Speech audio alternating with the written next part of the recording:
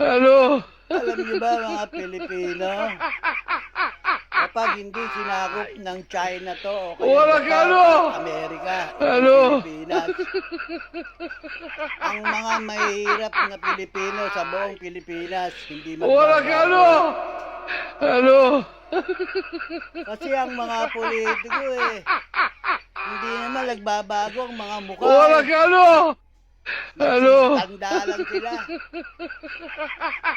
Okay man lang sana kung ang Pilipinas umuunlad Walang ano! Ano? Isipin ninyo, 3 taon silang namahala ng Pilipinas. Imbis na umasenso ang Walang ano!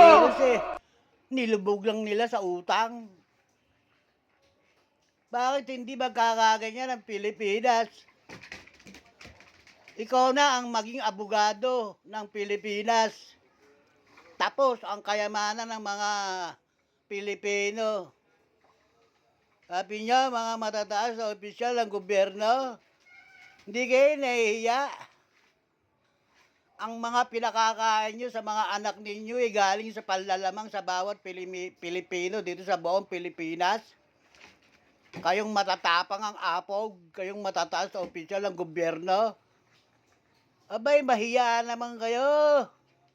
Kung ako sa inyo, maglayasan na kayo sa loob ng gobyerno. Huwag nyo na intayin maging presidente pa si Inday Sara. At sa loob kayo ng kulungan, maghihimas na rehas.